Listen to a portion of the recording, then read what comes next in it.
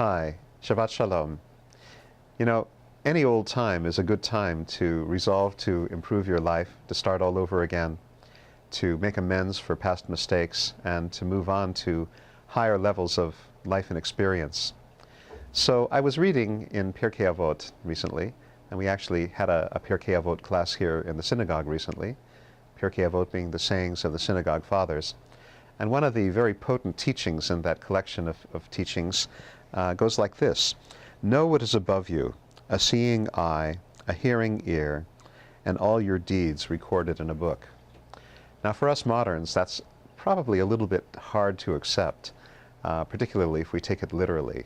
A seeing eye, a hearing ear, a hand recording our deeds in a book seems pretty unlikely when we have the Hubble telescope reaching to the far edges of the universe, and we see nothing of the sort. However, there's a principle here that I think is very, very important, and that is enunciated very beautifully in the writings of Chaim of Volozhin. He lived in the 18th century, and he was the disciple of the Vilna Gaon, the great opponent of Hasidism. Chaim of Volozhin being a good deal more sympathetic to Hasidism than his master. This was his comment about the teaching from Pirkei Avot about the all-seeing eye and ear. Even if you've acquired a good reputation in this world, realize that Hashem's opinion of you is what really matters. Strive to acquire a good reputation in the upper spheres. Now, I thought that was a powerful teaching, because many of us strive to have a good reputation in society, and many of us strive to have a good reputation in our workplace. But where is it that we are most severely judged, and where is the judgment the most potent kind of judgment? And I think it would have to be in the way that we live our lives privately, in the way that our spouses and our children see us when we first get up in the morning, or late at night when we may not be in the best of moods. And all the more so if there is such a thing as a divine intelligence that is aware and that is omniscient, that we should be good in the eyes of God, if at all possible. There's a beautiful little teaching that's given out in the Birkat HaMazon, "V'nimtza chen v'sechel tov be'enei Elohim v'adam," that we should find acceptance and admiration for intelligence, not only among human beings, but also in the eyes of God.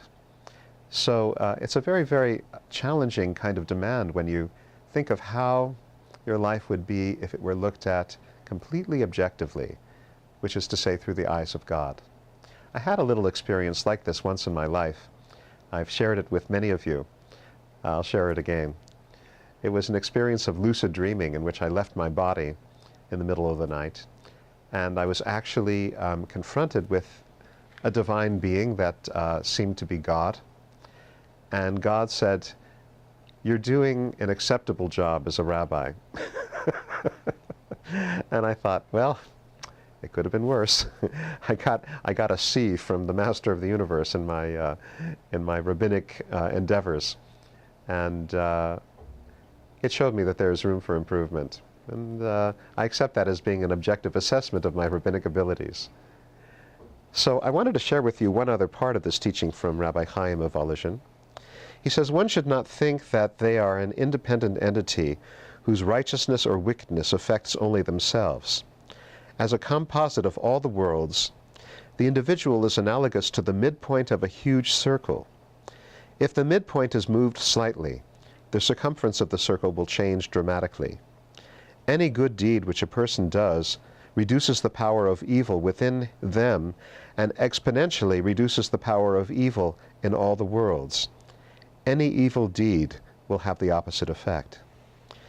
So this beautiful concept of being at the midpoint of a huge circle, and wherever we place that midpoint, wherever we direct that midpoint by our actions, both good and not good, affects the circumference of the circle, affects many, many people in this world, and also many beings in creation. So to know that we are constantly affecting our environment for good or for not good, depending on our words, depending on our actions, is a very, very important, significant piece of knowledge, particularly when one wants to improve and enrich one's life. So I want to wish all of you in the coming time a higher level of awareness, an enhanced sensitivity to the effect of your words and your deeds. Know that when you make a mistake, it's not only you that suffer, it's all those around you who suffer as well. And they do so in obvious but also in subtle ways. So to take into account the entire environment is one very, very powerful technique for improving the level of one's own actions. So I want to wish everyone a Shabbat Shalom and a beautiful week, and we'll be speaking together soon again.